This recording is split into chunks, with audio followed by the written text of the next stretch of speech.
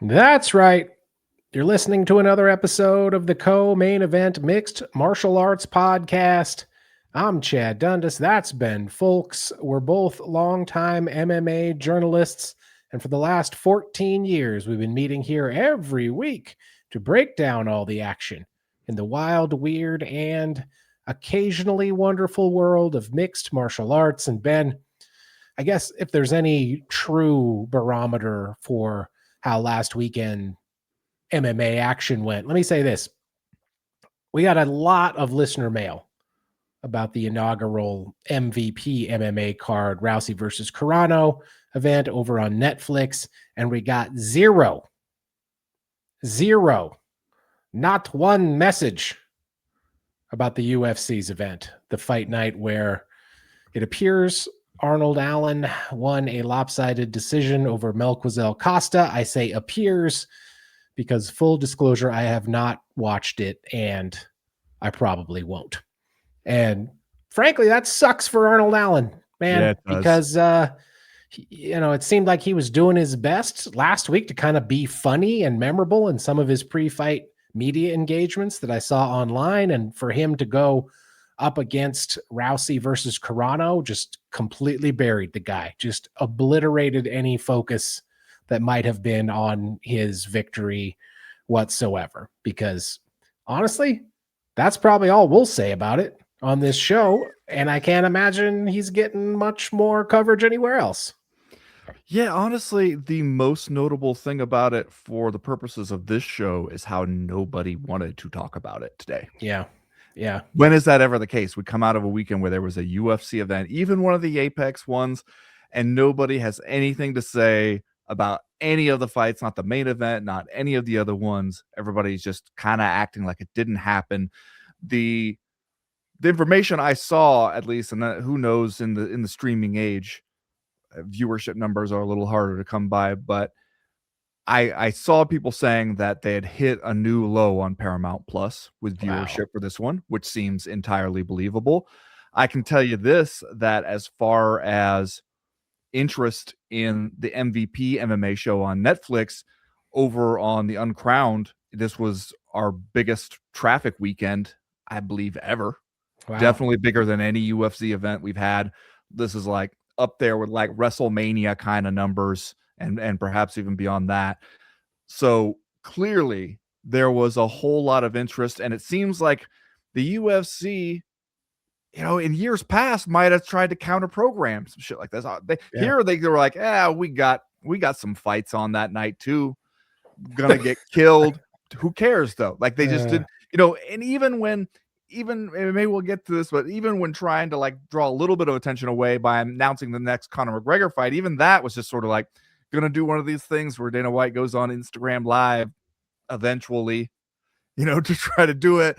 And it just seemed like the UFC didn't even really bother doing the counter programming stuff that the UFC used to always do to these people. Yeah. We will talk about it coming up later, but I do want to make the point. They tried to counter program one guy. And we'll talk about that when we get to the mail about it, because we got a ton of listener mail. I guess as we frequently do coming out of one of these big events, we're going to answer as much of it as we can during this hour. We'll let it kind of guide us through that discussion. We heard from a lot of people we haven't heard from in a long time. So I think that probably backs up your point that this drew a lot of people in and that did pretty big numbers. And so we're delighted to hear from them again. Before we move into that, I talked about this yesterday on the Patreon page. Pledge month here at the CME continues to roll along. We're doing great. Everybody's pitching in. We appreciate the support so much. It's kind of been successful so far beyond our wildest dreams. But last week, I fucked up. You fucked up. Last week, we were scrounging around trying to come up with new rewards, new target rewards, new challenges for the listeners to try to reach. And I said, if we get to 50 signups for the $20 tier annual subscriptions over at the CME Patreon, I said we would move this show, the proper back to Monday for $20 patrons, and that everybody else would have to wait until Tuesday to get it. And my guy, there was almost a revolt over on our Discord, our official Discord message board behind the Patreon page. People said, don't you be fucking with the proper. Now, that's the one thing that we get for free every week. Don't be fucking with it. Don't be turning it over to the fat cats. The people up there at the $20 tier, don't be turning it over to them. And we got to listen to the patrons, man. I don't want to piss them off. I don't want them to come for us with pitchforks and torches. So here's what we're going to do. If we get to 50 $20 annual subscription signups or upgrades, and we are almost there. If we get there, we will move the proper back to Monday, but we will do it for everybody, not just $20 patrons. Everybody, the entire co-main event podcast community, all the little co-maniacs out there will get the proper on Monday. So it's really a chance for them to do something good for the entire community. Do something good for the community, become a hero, become a champion of this community. Go to patreon.com/co-main event, sign up for a $20 annual subscription, help the whole group get the proper back to Monday. And I'll tell you this didn't seem like it was a huge draw for people signing up for new subscriptions anyway, but a handful of people did. And I'll just tell you right now, if you signed up in the last week and you feel like it's a deal breaker that as a $20 patron, you won't get exclusive access to the CME on Mondays, hit me up. I will gladly refund your money. Hopefully, everybody stays on board and tries to do something fun for the entire listening audience. But if this was a deal breaker for you, I will refund your money, no problem. But that's it, man. Pledge Month continues to roll along. We've had some fun content out, some fun perks. We got 2 weeks left. A lot of cool new stuff going to be happening over on the Patreon after this month. So go over there and sign up, patreon.com/co-main event. We would really appreciate your support. No one's ever going to say Chad Dundas is not responsive to criticisms. They can bully me easily. See, that's you sign up for the Patreon page, man, and you can bully me. I will respond to your demands quickly and timidly. All right, let's get into some of this listener mail here. Like I said, we got listener mail from some people we haven't heard from in a long time, and one of those is Ryan Manahan. He wrote in to say, subject line, I watched an MMA event. Hey, Chad and Ben, the weirdest thing happened this week. I watched an MMA event. Well, I listen to the CME every week since day one. Thanks, Ryan. I haven't watched an entire fight since GSP versus Bisping, and I haven't watched an entire card in many years before that. Rousey and Carano got this filthy casual to care again for just one night. So he tuned in and watched, which I think is indicative of what we were talking about in terms of a big time audience showing up to watch this. I was going to couple that with this message that we got from J-Dog, who wrote in to say, subject line, best first event ever? ? He says, well, we did it. We all stayed up until the wee hours of the AM in the one true time zone to watch Rousey versus Carano. I have to say, as far as fights go, I'm not sure that a main card could have gone any better. 5 fights, 5 finishes, aside from the promos being played for the main event during the event, which the UFC has done something along those lines, and the insanely long post-fight interviews / weird things happening with John Jones and Jake Paul being asked if he's going to fight damn near everyone on the card. The event went about as well as a first MMA event could go. What say you? Ben, this is a point that you made last week or over the weekend, I guess, during our live watch party that we hosted for patrons over on the Patreon page for Rousey versus Carano. We are so used to, at this point, what a UFC broadcast looks like and feels like, that anytime we see something that feels a little different, it always is a little jarring to us. And that's kind of how I went or how I felt about the MVP MMA card. It was giving me Strike Force vibes. It was giving me Elite XC vibes. It just looked different, felt different. I wasn't sure if I liked the black canvas in the cage. Didn't like the way they kept referring to it as the hexagon. So it was definitely a different vibe. But at this point, man, MMA needs a different vibe. It needs something else out there to kind of be an alternative to the UFC. And so I didn't think that this MVP broadcast was perfect by any stretch of the imagination. There were things that I didn't like about it. But hashtag would watch again, Yeah. sit through this event and you come out of it thinking, I would see the next one. I would watch the next one. Well, and they did the hardest part, which is they created a capital E event. Yep. That's really, really hard to do with a niche sport like MMA, is to come out there and be like, we're doing one of our own, show up on Saturday night, show up and ignore a UFC product the same night to come and watch ours on a different streaming platform. That has proven almost impossible for many other promoters who have tried some version of that. They accomplished it here. Just the level of interest, the number of people who seem to be talking about it. Now, with that comes inevitably some bitch ass casuals. Yep. There's no way around that.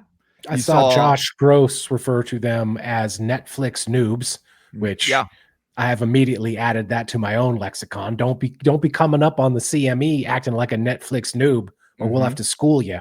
We'll have to tell you what's what. I wrote a column this week to kind of just address common questions these Netflix noobs seem to have, like when they seem to believe that, like, oh, if it's the main event's over in 17 seconds, that shit must have been rigged. And it's just like, bro, this is not even her first or second fastest finish of all time. This is kind of her deal. But also, just a lot of people who don't really know what they're watching, don't really know how these events often go. And you fling open the door, you put up a big tent, you're going to get some people in there who are just jokers off the street. There's no way around that. So the fact that you got a lot of those jokers, that you got a lot of that conversation, like I'm looking on social media and just like people who don't talk about fights are talking about these fights. Yeah. So that right there is really tough to do. And they successfully accomplished it. I did think it was a little weird. Maybe we should be used to it, but there's some kind of tribalism with these sort of things in MMA at times. People who get used to, hey, I watch the UFC every weekend. The UFC is the big show. They get mad at the suggestion that anybody else might have anything better than the UFC at any time. And you saw that some of those people come out and it was like they were mad that this thing exists. And it's just like, man, bro, if you want to watch Arnold Allen in the Meta Apex instead, there's nothing stopping you from it. You are free to do that. This is just an alternative product. We need some alternatives in this space. We need somebody to try to do this a different way, just for the sake of a little variety. Plus, I don't know how you can say it's not good for the fighters to have somebody else out there paying some real money and give you an alternative. So there was a lot to like there. I mean, we talked about it when we were doing our live watch party. You brought it up here, referring to the cage as the hexagon. Yeah. My advice to anybody trying to create a competing MMA product, or even just like a non-UFC MMA product, avoid anything that makes you seem like the UFC, but less so. Yeah. Referring to your cage by its geometric term, the same way the UFC does with theirs, their longtime trademark term, you're kind of inviting that comparison. It makes you seem like you want to be them. And it makes you seem especially even diminished if you're like, ours has fewer sides. Yeah. Like you don't want to do stuff like that. You want to be seen as your own completely separate thing that's doing completely like different shit and offering a different product. Don't do anything that makes it look like we're trying to do what they do. And it's also a diminished form of what they do. You don't want anything like that. You know what they could call it is they could call it the cage. Yep. Just the cage. You could say they're out there in the cage. They entered the cage. They're fighting in a cage, pushed them up against the side of a cage. Tried and true, man. Mm-hmm. Don't try to reinvent the hexagon. Just call it the cage. In general, we have seen it's usually a bad idea and a troubling sign to get too into highlighting your fighting surface itself. It Yeah. means the other shit is not going great. So you don't need to do any of that. If you're like, I thought the things that I really was glad to see was like, we're doing some different stuff with production values. Like Mhm. we got this long lighted hallway we're gonna Yeah. walk out of. We're just like more of a fun light show that's going on. You're just giving us a little more like visual excitement rather than the UFC's product, which is kind of just like, get the next guys out there, get this next fight over with. Everybody's wearing the uniform. Get like you want to do different stuff in that regard. I thought MVP MMA did a pretty good job of that. Yeah, we'll talk the specifics about all the different fights in a minute, but uh, you put a lot of mismatches on this main card. Every one of them played out how it was supposed to. Yeah. You didn't get any upsets. You Guess who got picked 100% of the fights right? Me and most of the uncrowned staff. most That's of everybody usually in the not world. how it goes. Usually we are not batting 1,000. So the fact that we could here tells you something. You got 4 first-round stoppages and 1 fight that was stopped between rounds by the doctors. Uh, but I don't know that the casual viewers necessarily know that, right? I mean, we're sitting over here as MMA hardcores, long times insiders. We know that these are mismatches and that what you're watching is not necessarily the highest form of competition that the sport has to offer. But and so for us, maybe we look at it and we think, oh yeah, a bunch of people that were supposed to win went out there and won. But I wonder if the casual fan sees it and thinks, maybe aside from the main event, they think, oh, this is great, right? There's a ton of action. There's a ton of finishes. If you came for the blood, you definitely got that out of Yep. Mike Perry and Nate Diaz. So, well, I personally don't think that it's ideal to have a bunch of mismatches that result in first round finishes where you get 4 minutes of fight and then 15 minutes of filler between the fights. Maybe it's okay with the casual fans. I don't know. Yeah, I do think that there is a difference when people come in there and they don't necessarily know what to expect. And probably a lot of those people would rather see a first round knockout than they would a tactical 3 round, or some of these, frankly, were scheduled for 5 rounds, which Yeah. aren't you glad you didn't sit through 5 rounds of some of that, you know? All right, we got this one from Sean Simpson, who writes in to say, is saying that you have 3 main events the MMA promoter's version of boasting that your stereo goes up to 11? Which Yeah, that is funny. That is funny. And again, perfect analogy. just a little thing, but like don't call the cage the hexagon. Maybe don't have 3 main events. I don't know.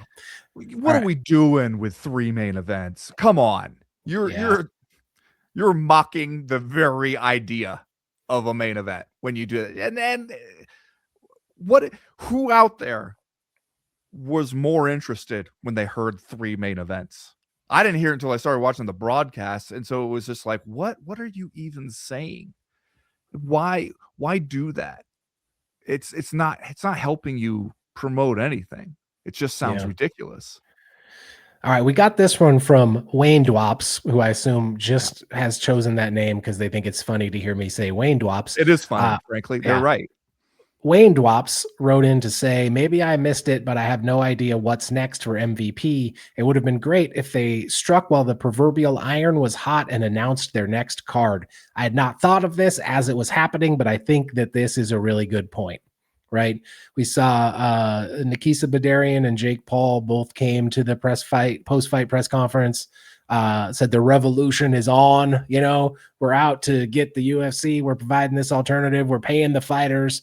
We're going to have big fights, action fights, but they didn't say which fights, and the fights that maybe we were talking about, a potential rematch between Mike Perry and Nate Diaz, not necessarily the fights that we would want to see. No. It would have been great to spin it forward a little bit, I think. But I think some of that is due to the fact that this was essentially a trial balloon.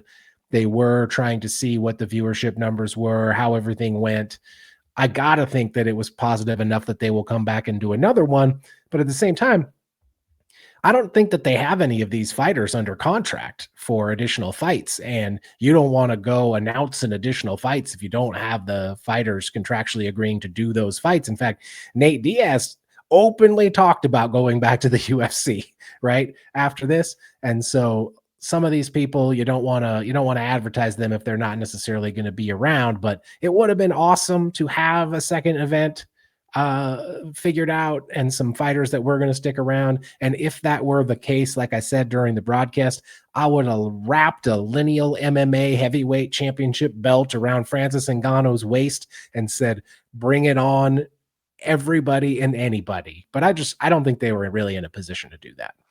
Yeah, I mean, I agree that it's a little bit of a missed opportunity because if you got all that attention on your fight card, now is the time to tell us when the next one is. Even, I mean, odds are that how soon could you turn around and do another one? 3 months? I mean, so you might if you tell us right now, like, hey, we're gonna do one in August or September, you're gonna have to remind us. Probably the Yeah. way things work, some shit will happen between now and then. So you're gonna have to come back and remind us, but it would have been a good. The problem is, who would you get that you don't already have? Because if you're trying to do something with the people you already have, you know, you got to first wait and see how they come out of this one, if they're interested in fighting for you again, all that kind of stuff. But the biggest obstacle I think for MVP MMA as an ongoing concern is, are there enough available fighters with names who are even available for you to sign? Yeah. Because the UFC just has so much of the sport locked down in these contracts, and you're not going to change that overnight. I do think that the big Fran thing, I think it would have been great if you wrap some sort of belt around his waist to represent, like, you got to give us that physical representation. It's one thing for you to say lineal MMA heavyweight champ. People don't necessarily know what that means. If you wrap a belt around his waist and you look into the camera and you say, anyone out there that thinks you are the best heavyweight in the world, you can't claim it until you come here and beat this man for this belt. Yeah. Everybody knows he's the man. You got to beat him if you want to be the man. And, you know, then you're going to have a bunch of UFC guys. You're going to have Tommy Aspinall over there being like, brother, I would if I could, but I can't. But that's not going to matter. You're still going to be able to have that moment. And instead, I think you ended up with this awkward moment instead where, like, Jake Paul's standing there over Big Fran's shoulder with a look on his face like, please don't mention my name. Please don't talk about me. I don't want to fight Big Fran. Don't even put that out there. We're trying to do something like with John Jones, who is far off and doesn't understand what's being said in the cage. But that was an opportunity. I think you could have done something, even if the something was just to hype up the possibility, the idea that, hey, we are the people who could give you a lineal heavyweight champion fight in MMA. Yeah. And come get it if you want it. Yeah, and I would have kept that belt in a bag underneath the cage just in case Philipe Lins won. But then when he did not, pull out the belt and put it on Francis Ngannou. Wait, All right, Lins?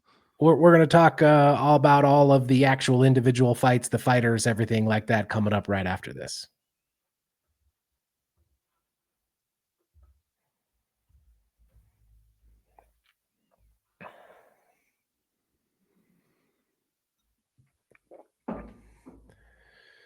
All right, Ben, we got this one from David E. Lauderay, who writes in to say, was Rousey versus Carano the single most disappointing MMA fight you can remember?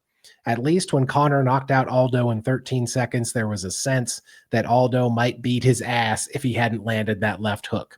Did no one remember to tell Ronda the quiet part out loud? This is/was a squash match. You're in no danger. Give the people a show and have a little fun. Nope. Zero fun. Immediate armbar. Even my humble expectations were wildly misplaced.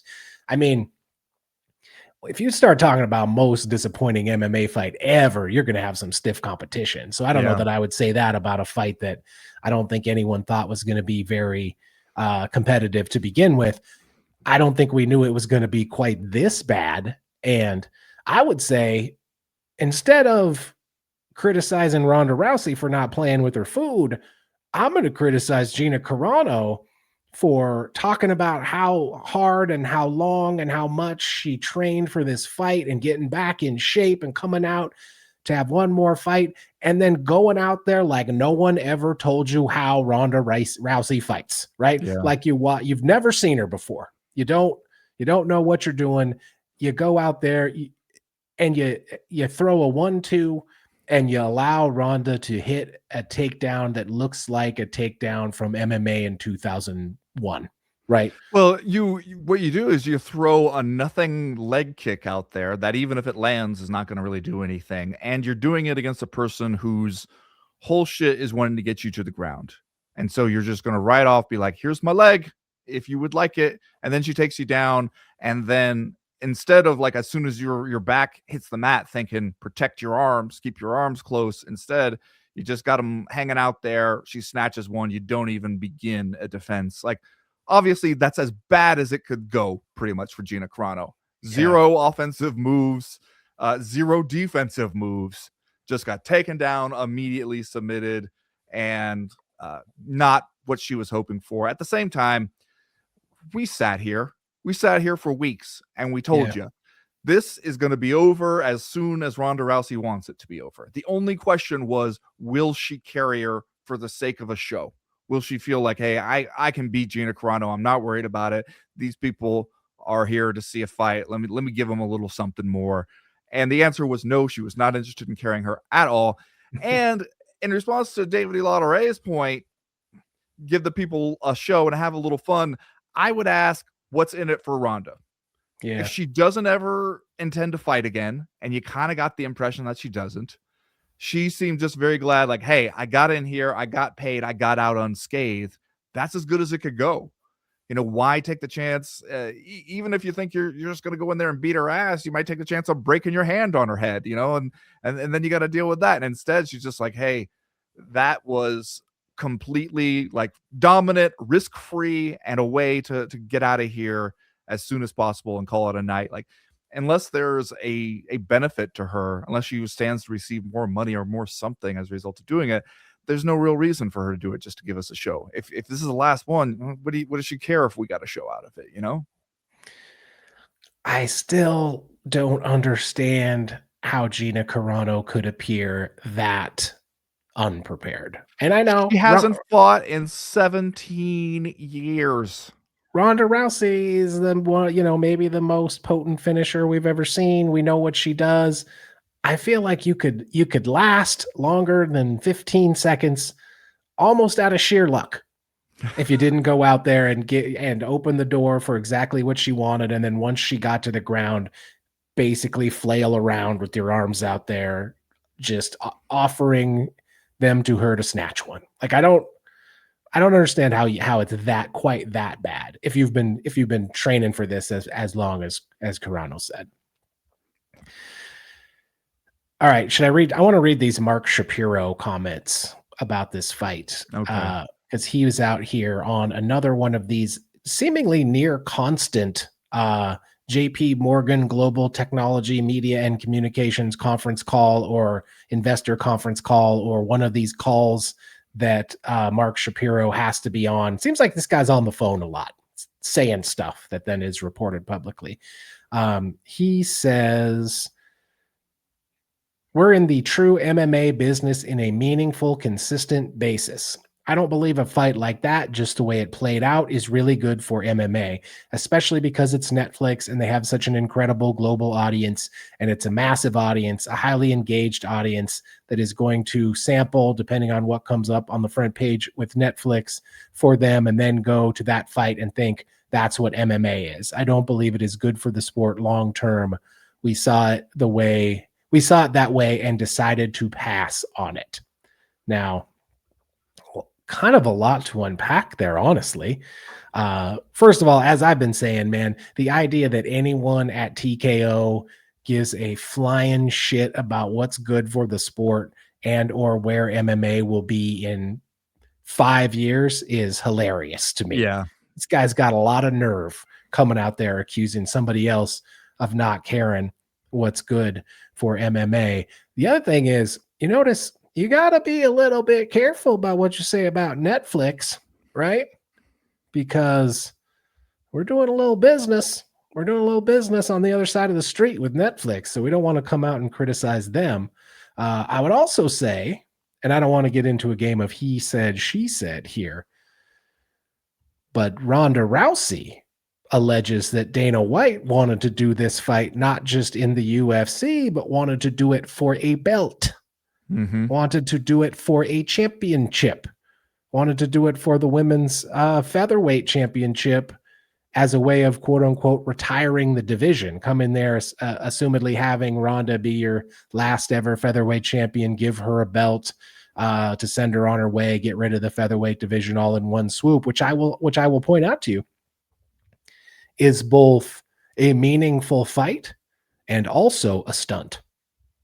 It's both things at once. And if Ronda is telling the truth about that, and I don't know why she would lie about it, and if she's telling the truth about how the rest of these negotiations for this fight with the UFC went, and I don't know why she would lie about them, then Mark Shapiro's lying, Ben. He's out here telling lies. Yeah, and it's just ridiculous on its face to anybody who knows how the UFC has and continues to do business.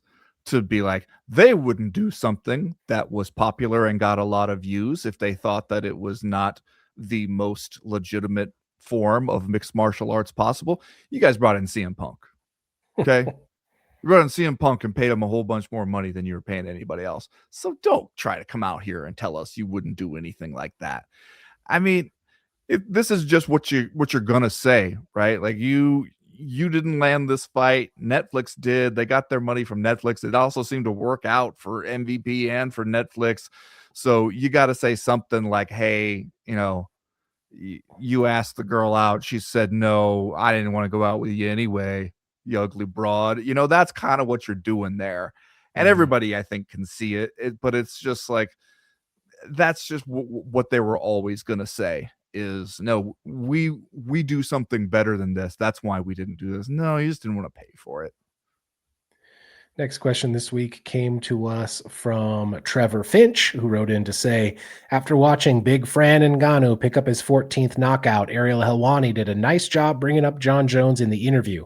I wasn't expecting Jones to make an appearance, but I really liked Francis's response, basically saying they both want to fight, but Jones is still, quote, stuck in his own cage. The desk discussion then shifted to the idea of Jones potentially trying to get out of his UFC contract to make the fight happen. They also kept referring to Francis as the, quote, lineal heavyweight champion throughout the broadcast. It seems Francis made the wise decision for sure to get out and do his own thing. Do you think this kind of coverage might get a reaction out of Dana White or the UFC, or is there a chance they see it as a real threat or even a missed opportunity? Ben, honestly, I think you could make the case that this is the most interesting thing that happened during the MVP broadcast was, especially if it's happening to casual viewers who may know what the UFC is and may have some idea who Jon Jones is, but don't really know for sure, to have him show up at the MVP broadcast, which was announced prior to the event, so we knew he was going to be there. But he dipped through in his white t-shirt and his jeans, right? He stopped by for a little while. To have him show up, get called out by Francis Ngannou, and then sit on the broadcast and say, if I could get out of my UFC contract, that would be great, he said. And then, took some legal advice from Tyron Woodley, and we'll see what happens. But like, to me, as like a longtime MMA fan, even though I know that there's probably no way Jon Jones can get out of his UFC contract, this was still very interesting to me to see Jon Jones show up and talk about it this frankly and get called out by Francis Ngannou for what could have been, would have been, should have been maybe the biggest fight of all time. Yeah, I mean, it kills me a little bit to see us even sitting there talking about it, because I'm going, in a sane and just world, these two fighters that might want to fight would be able to say yes to whoever the promoter is willing to pay them the most money to fight, and it sucks to not live in that world. It sucks to see this reminder of, remember when Dana White was saying he pretty much made all the biggest fights the fans wanted to see, and you're like, the heavy lifting being done by the phrase pretty much is covering up for huge misses like this one that we wanted to see. And that is way more, the relevant question for somebody like Big Fran than would you want to fight Jake Paul standing there looking like deer in the headlights. But it's also like nothing that Jon Jones said made me think that was this even a remote possibility at this point. Because not only did he say like, oh, the arthritis, my hips, I guess I'm really retired, but also he was saying like, yeah, I don't know, the UFC doesn't want to do business with Francis, and I can't get out of my UFC contracts. And like later, he said some stuff where he was like, I think it's possible, and it's like, okay, that's you trying to revive it a little bit. The honest reaction was in that moment where he kind of realized like, no, I don't really have much of a chance to do this. It's not a realistic possibility. And that just sucks, man. It sucks to be reminded of that. It obviously makes sense for Ariel to ask about it, and for us, as long as John Jones is there. I don't know why we didn't give him an earpiece, or why he didn't maybe want to bother to dress up for this one. But like, it does seem like it's right there. It's one of the few like big fights that you could actually do for Francis Ngannou, and it's not even remotely a serious possibility at this point. Well, maybe he was feeling more bullish about it after he got that advice from Tyron Woodley Esquire. You know what I mean? That legal advice. I was like, they should put a disclaimer up on the screen that Tyron Woodley is not a lawyer and cannot dispense legal advice, right? But is the idea that MVP as a promotion and perhaps Netflix as one of the biggest media companies in the world could throw a little bit of money John Jones's way to see if he could make a legal challenge to that contract? Is that totally out of the question? Because it seems pie in the sky to think that could happen. But at the same time, when he said that, I was like, you know what? That's not a bad point. That's not a bad point. On what basis would you challenge the contract, though? I mean, you could try to do the thing. Basically, what Conor McGregor did is go get yourself a pro boxer's license, and then at least put that little bit of fear into the UFC to basically tell them like, hey, if you try to stop me from becoming a pro boxer because you have me under an MMA contract, are you running afoul of the All E Act, essentially like stopping me from making a living as a boxer when you have no right to do that? That's at least something that you could start with.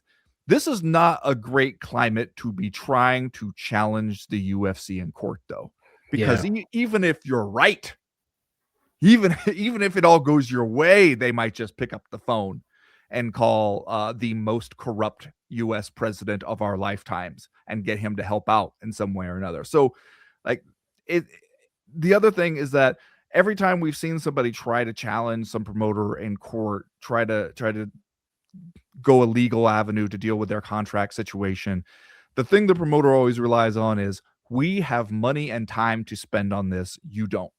John Jones definitely does not have time. You know, but he also shouldn't really care, right? If he's retired, like, whatever, fucking take a shot. Who cares? If somebody else is paying the entire legal bill, maybe, and is somebody else willing to pay that entire legal bill, knowing that, like, shit, if it takes, even if like a great case scenario would be like maybe a year and a half from now, you get, and that is really stretching it, you know, like that. It just like seems nobody has the stomach for that fight, and they know that it's not like the odds that you're going to get what you want out of that fight. John Jones free and clear to fight Francis Ngannou. The UFC isn't going to make that easy on anybody. That's one of the big weapons that the UFC has right now to use and to wield against MVP MMA is to just bleed them in any way you can. Either by, if they try to come and get some fighters that are free agents, make them overpay for them by getting involved in the bidding yourself, or something like this. They want to spend money on lawyers to challenge John Jones' contractual situations. Shit. Let's try to play that out for 5 years. Man, you put Francis Ngannou and John Jones in the cage at any age south of 50, people are going to watch. They'd be out there with their trunks hiked up over their belly buttons to hide their guts, and people would watch it. Although 50-year-old Francis Ngannou probably still looks like he knows where they keep the weights, is my guess. Big Fran, I thought, looked, I guess you could say, as good as ever. I mean, he's out there essentially fighting a light heavyweight in Philipe Lins, but he did once again show that he doesn't even really have to hit you that hard to knock you unconscious. Clipped him with a shot on the temple behind the ear, and Philipe Lins went night-night. Herb Dean stood over there looking at him, being like, I don't know, he might wake up. And Francis was just like, bro, get in there. Yeah. We got this question from Arise, Mega Ultra Chicken Arise, who writes in to say, so once again, we're beating up another dead horse to a bloody pulp and pointing out that John Jones is locked for 6 more fights on his UFC contract and wants to fight Francis Ngannou, or so he says, signing a multi-fight deal with no way out, turning down $45 million and all that, plus his history. Would you say he fumbled his career harder than anyone else of the highest caliber? And yes, my name is another Yu-Gi-Oh! Abridged series reference. Just enjoy it, you fine gentlemen. I'm going to take your word for it on that last part. Did John Jones fumble the bag worse than anyone else in, let's just say, MMA history? Hard to think of another candidate, right? Who would even come remotely close. I mean, it's hard. I feel like weird saying something like that just because John Jones still did very well by Yeah. MMA fighter standards. Although, when you look at the big picture, who else has been the biggest enemy to their own career the way as consistently for as long and to as great a consequence as John Jones has? It's always been just John Jones against John Jones to see what could possibly fuck this up. And like it's one more example. I also think that when you kind of take a step back, especially having Francis as a counter example is probably not helping make John Jones look good at all, because people look at that and they're like, that's what happens if you actually are willing to bet on yourself, willing to stand up for yourself. You get out of your contract, you go make tens of millions to box. Now you can kind of do whatever you want. After every fight, you're sort of open to the next highest bidder. It's going amazingly well for Francis on that front. That's what you could have done. That's what you could have had, and you weren't willing to do it. And he showed you that it can work. And it makes John Jones look like he just caved in and cost himself tens of millions of dollars in the process. Next question this week came to us from Mike Garcia from voiceofgarcia.com. He writes, so Dana decides to wait until Francis Ngannou, until the lineal heavyweight champion, to make his walkout in order for Dana to confirm what Ariel was breaking, Conor McGregor versus Max Holloway 2. Is that the level of hating that you've ever seen before? How petty do you have to be to do that? Not even Vince McMahon, with all his faults, would stoop that low. What say you, fine gentlemen?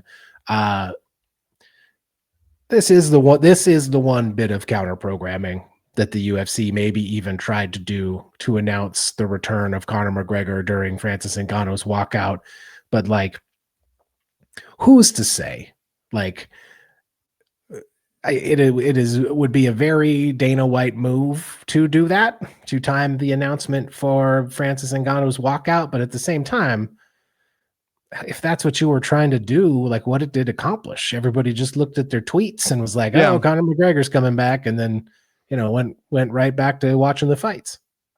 It's really hard to counter program with such a simple news item that can be understood in just a few words, and that where there's nothing more to offer after that. It's the same way, like, you'll see websites do these headlines now where they're just like, fighter X explains the reason for why. And they could tell you the reason in the headline. They could tell you what he's claiming. That's the way old school newspapers would do it back in the day, is like, this guy says this, it's on the headline. And no, they need you to click on the thing. Otherwise, it's useless. If you can get all the information from the headline, where can they go with that? And that's kind of what you have here, is that when you have Conor McGregor is going to fight this opponent on this date, and that's it. There is no other information to it. It's just that. And so it's like, you're not going to get me to navigate away from something that I'm interested in watching to find out this information that by the time I hear the information has been released at all, I have all the information there is to give. There's no reason for me to go watch it. And so it's like petty, but without being effective, especially to choose Big Fran to do it. You didn't do it during the main event. You didn't do it in any of these other fights. You did it a Big Fran because you're still mad at him, because he actually did the shit that everybody else failed to do and walked away as a heavyweight champion in the UFC. It just tells you that they're still steaming over that a little bit, but it doesn't actually accomplish anything. whipped your ass in a contractual negotiation so bad you had to go back and change the contracts. Mm-hmm. That's how bad you got your ass whipped. I saw Francis Ngannou got asked about this at the post-fight press conference, and he was basically like, "Why would I care about that? Why would I he care about about that at all?" Yeah, no, he shouldn't. All right, we're going to talk more about Conor McGregor's return. We'll talk about Nate Diaz versus Mike Perry coming up right after this.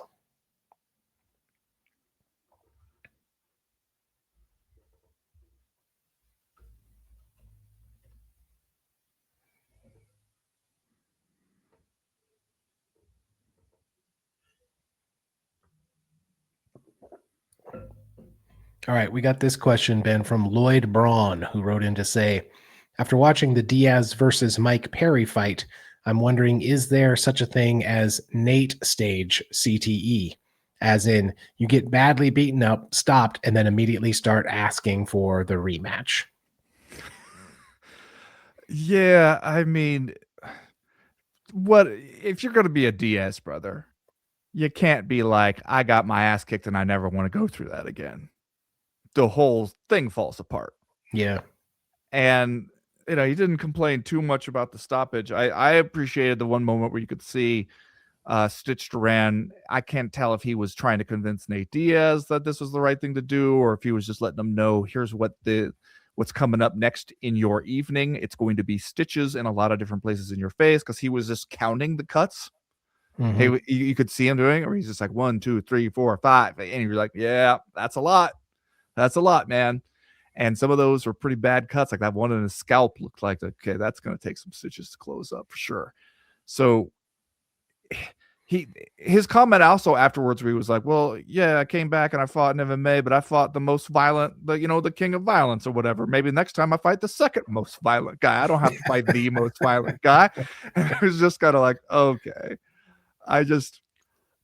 We've talked before about how surprisingly resilient like some fighters' fame is, and the renown with MMA fans, and the Diaz brothers are probably the best example of that. Is when you see what Nate Diaz still has to offer, it ain't much, it ain't a whole lot. I can't see who is really being like, I hope he resigns with the UFC. I hope we get to see him again. I hope he got paid well, and that he takes care of his money so that he doesn't have to keep doing this. That's what I hope. Yeah, I mean, Nate Diaz is 2-4 in his last 6, and a couple times we've seen him, he hasn't really looked like he had much. But it's almost like, well, first of all, getting this thing stopped on cuts, I'm not going to say it was good, because you don't want to get cut up like that. And as you and I frequently say, it's better to win these MMA fights than to lose them.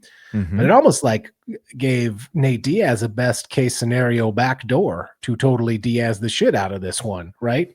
To just be like, oh man, I was just getting going. Like, I can't believe these doctors stopped it on cuts, et cetera, et cetera. And to Nate Diaz's credit, he didn't really do that. Like, by Diaz brothers' standpoint, I think you gotta give Nate Diaz a little bit of credit for being the fractionally more self-aware Diaz brother, right? Because he's out there saying like, I wasn't going to do anything good, I think was his quote from In the Cage after it was stopped. He's like, I had blood in my eyes, I wasn't going to do anything good. And then to crack that joke about fighting the second most violent guy is legitimately pretty funny. And I've said it before, you just kind of said it. I'm always amazed how far these guys are able to string it out with their fame and with people being willing to watch them and being hardcore supporters of them. But it almost feels like with Nate Diaz, does winning and or losing even matter really at this point? Like, it's better to win than lose. It's better to not get beat up, but like 2-4 in his last 6. And, he's as popular as ever. People seem to love him and support him and expect him to go out there and do the Diaz shit again. It's like, he can probably keep doing this maybe as long as he wants. It'd be good to win one every now and then, though. Well, you remember when I said last week the worst thing you can do against a Diaz brother is put them in a position where they remember they know jiu-jitsu? Mm-hmm. Almost happened. Yeah, it's like his best moments were down there, man. His best moments. Well, and when he's looking for like knee bars and heel hooks, you'll recall, as you're sitting with me watching our live watch party, as someone who had Mike Perry via TKO or KO, that was the only moment when I got a little worried and was saying, Michael, let's get back up to our feet, Michael. Mm-hmm. Let's get back to doing what we do, not what he does. And did cash in the end, though. Pretty good week for your boy, honestly. Yeah, real maverick over here. Just betting all the obvious ones. Real great. All right, we got this one from Dan Alexander, who wrote in to say, news that Conor McGregor is due to return to the octagon had me thinking two things. Number one, I genuinely hate this guy. Number two, I hope that Max beats the living shit out of Ireland's worst export. Please discourse. Love you both equally and marginally more than Mystic Mac. Yeah, I mean, I've still like call me when he's in the cage, man. Yeah. Like, text me when he's out there, once he climbs in the octagon. This is kind of like when I will believe it, but we finally gave him a date. We finally gave Conor McGregor a date. It's the fight that didn't necessarily come as a huge surprise either. Dana White had hinted he was going to do it at International Fight Week, and it seems like that's when we're getting it. What's your level of interest in this? I'm not even going to use the word hype because I feel like I can't bring myself to get hyped for a Conor McGregor fight at this stage in the game, although I would be lying if I sat here and said I wasn't going to watch it. But I don't know, man. It's just like, and maybe it was honestly maybe the timing of the announcement to do it during Francis Ngannou's walkout, which was kind of like just kind of makes you mumble, you motherfuckers, just like under your breath, but like has no impact other than that. Like this announcement to me, and for me personally, Conor McGregor against Max Holloway, flatline. Just make the announcement. I honestly don't really care. I mean, he will bring his own capital E event vibe, and that is always exciting. You kind of can get caught up in other people's enthusiasm. I think there will still be fewer people enthusiastic about him now than there were a few years ago, but that it'll create the feeling that, okay, we are really doing a big midsummer event. The UFC is able to pull that up if he manages to make it to the cage, because we have had this plan before for him to fight. It's been fighting every summer for about the last 10 summers, as far as I remember. I do think a part of the appeal is when I close my eyes and I picture what it's going to look like for Conor McGregor to fight Max Holloway at this point in their respective careers. It kind of seems like Conor McGregor starts fast in round one, as long as Max Holloway doesn't just get knocked out of the blue in the first round. As long as he makes it through the first 3 minutes of the fight, then his boxing and his volume punching style just wears Conor McGregor out. Yeah. But doesn't put him away quickly. And so I could see this being the kind of fight that goes for a while. Conor McGregor gets tired and takes an ass whipping and either has to give up and quit and suffer the humiliation of that, or has to hang in there and take an ass whipping at the hands of Max Holloway, which I think will be a satisfying moment for a lot of fans. Yeah, I guess if there's any intrigue at all, it comes down to what version of Conor McGregor is able to drag himself out to the cage, right? Like, is it a shell of himself? Is he able to look like anything resembling Conor McGregor when he was sort of in his prime? Is there anything different about him? Does he still possess all of Conor McGregor's strengths and weaknesses? I don't know. I guess that's the one thing that I would kind of be interested to see, just because of the personal saga that he has been through and that he continues to go through, and how long it has kept him away, and the situation of his exit. Like, a kind of I guess it would be interesting for me to see how he returns. But as for like getting excited about a Conor McGregor fight in the way that maybe I used to before we found out what kind of guy we're dealing with here, nah, I'm done with that. All right, we did get this one from Billy Shears, which, do you think that's a Sgt. Pepper's Lonely Hearts Club band I believe it is. reference? I believe it is. The one and only Billy Shears? Yeah. writes in to say, what is the UFC thinking with this matchmaking? A lot has been made of the fact they need a guy like Conor to move the needle in the post PPV era, but they give him the farthest thing from a winnable fight in Max. Are they trying to kill him off before he makes a move to Netflix? Are they stroking his ego by giving him a name and not a tune-up? Or are they just chasing a big night and not really thinking too deeply?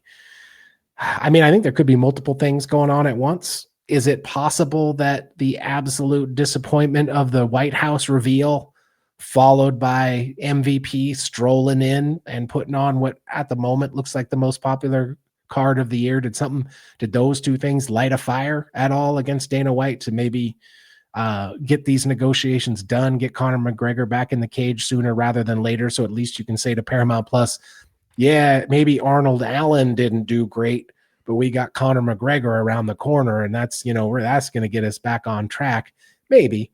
But I also think it's possible they, like the rest of us, don't know how many more times they're going to be able to get him out there.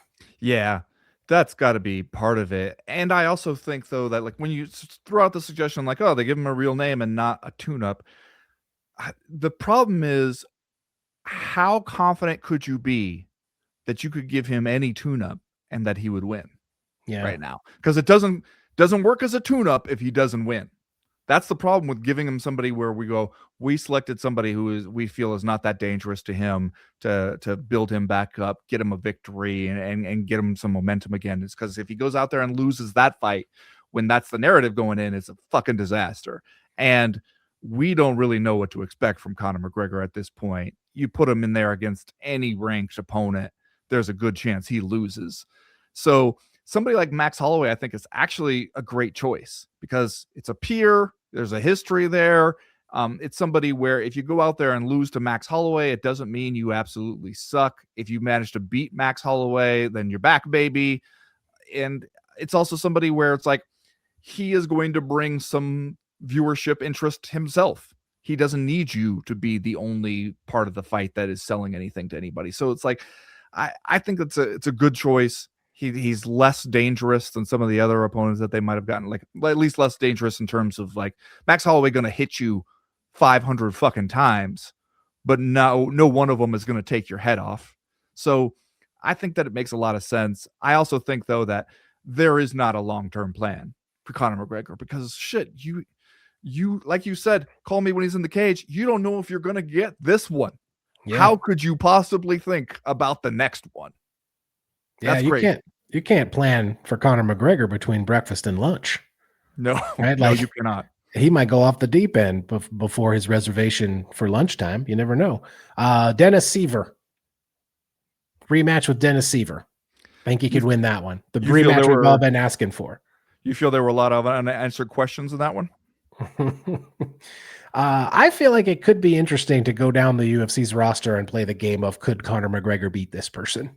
Because I think you make a good point. How many people could you be reasonably assured that he's going to go out there and beat? I don't know at this point. All right. I think we might close out with this one, which I wanted to read. It came in from Big Fat Paulie. Huh. Subject line, I found the target audience. Hectic day at work. Phone call. It's my wife. I answer just in case it's an emergency. It's bustling where I am, but the gist is she's making food and someone is coming over. Ronda Rousey fight. Gotcha. Love you. See you soon. Hours later, I walk into my home and I'm greeted by my wife and her 72-year-old mother, my mother-in-law. Oh, this is interesting. I make my way to the kitchen as the fight starts. I'm filling a beer when suddenly from the living room, I hear shocked cheering. Oh my goodness, I can't believe it. Shit, I missed a knockout, didn't I? I got back into the room in time to see Junior and Robellis circling each other, my wife and mother-in-law pointing excitedly at the referee. It's Frank Trigg. My wife's father was the wrestling coach in the area. Frank Trigg had come to a wrestling camp and stayed at their house for a week. Before he passed away a couple years ago, I did ask her father about it. He said he was a good kid, good wrestler, liked to paint his toes, though. After Junior's brutal knockout, we sat and watched the various replays. You know, I like to watch those slap fights, my mother-in-law said, Oh, God. unsolicited. Oh, I'm God. sorry, what? She knew everything about it. There's no clubbing with the palm of the hand. There's no slap. There are slap judges if someone is not declared the ultimate slapper, and she recognized Jason Herzog because he reffed some slap fights. That night was wild and enlightening, and I'll never look at my mother-in-law the same way again. Thanks, Jake Paul. Wow. I did not expect any of these twists and turns. Yeah, it was a wild one right there. Shout out to Big Fat Paul. He knows how to tell a story. Good kid, good wrestler, like to paint his toes, though. Yeah, I mean, that all sounds like Frank Trigg. Mm-hmm. Yeah. All right, that's going to do it this week for the Co-Main Event podcast. If you have a question, comment, or concern that you would like to air to us for future shows, go to our website, comainevent.com, and click the link at the top right-hand corner of the screen that says email the podcast. That'll get you in touch with us. Sign up for the Patreon. Make Pledge Month a big success. Go over to patreon.com/co-main-event. Join the team. We think you'll like it. We do have fun. We do have fun over there. All right. We'll talk to you tomorrow if you're part of the Patreon. If you're not, we'll see you back here next week.